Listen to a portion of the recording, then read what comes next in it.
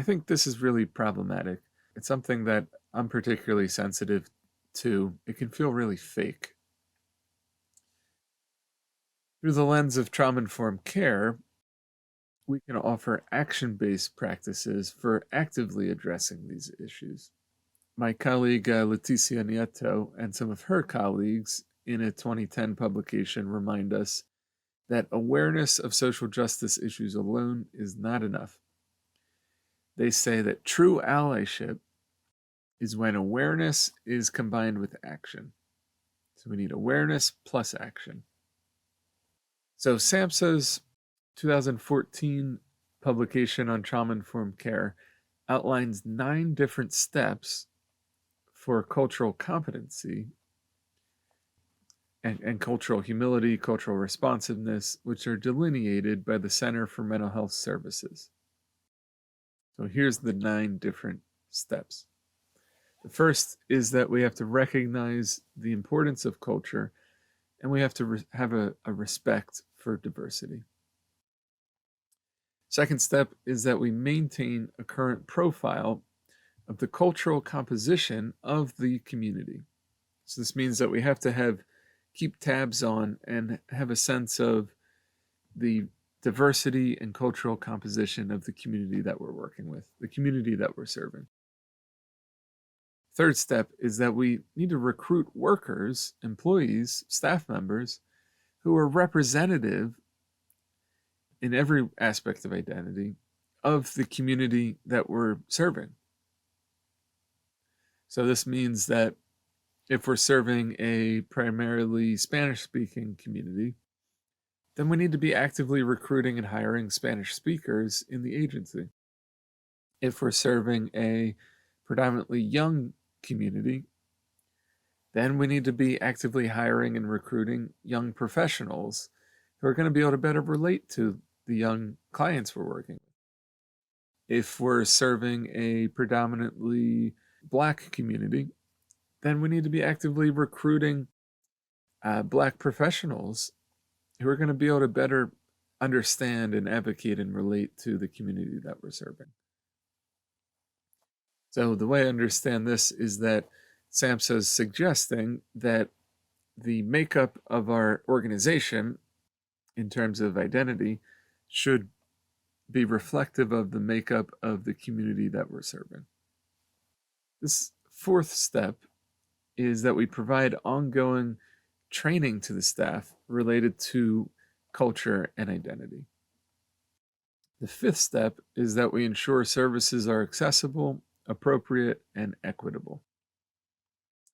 The sixth step that's outlined suggests that we have to recognize the role of help-seeking behaviors, traditions, and natural support networks within the community that we're serving.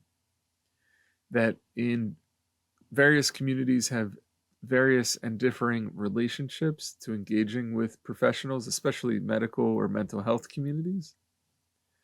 And we have to be aware of and recognize the traditions within the communities we're serving and the natural peer support networks that are already present within that community. And that we can leverage and encourage people to engage in those support networks within their own community. The seventh step is that we're involving community leaders and other organizations within the community, and we're representing diverse cultural groups as cultural brokers, that we're involving the leaders of the community in the conversations within the organization about change, about policy, about future programming, and eliciting feedback. The eighth step is that we're ensuring services and information are culturally and linguistically responsive. So if the average person in the community that we're serving can't understand or resonate with the language we're using in our groups, on our websites, in the descriptions for services, then it's not going to make sense. And the ninth step towards an organization moving towards cultural competence, cultural humility, cultural responsiveness is that we're assessing and evaluating our program, our organization's level of cultural responsiveness. So it's not enough to just implement these steps once and be done. We have to be constantly evaluating over time the level of cultural responsiveness in our programs.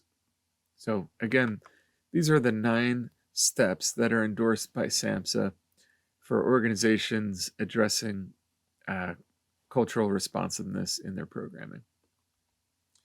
So this really emphasizes how we have to revisit all aspects of an organization through the lens of diversity, equity, and inclusion. Everything from the marketing, the recruiting practices, assessment, interventions we're providing, evaluations, aftercare referrals, professional development for the staff, training, and events.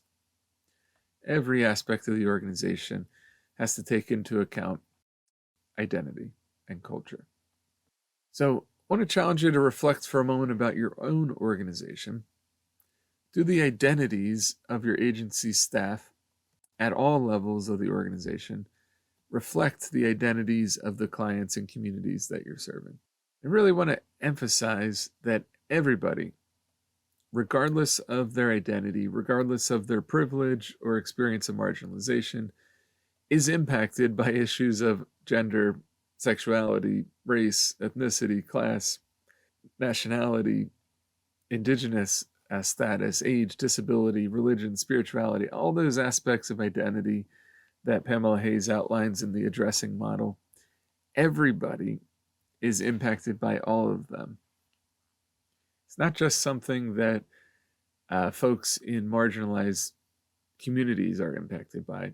It's something that impacts everybody. So this 6th trauma-informed principle about identity, culture, history, and gender is also particularly important for psychodramatists.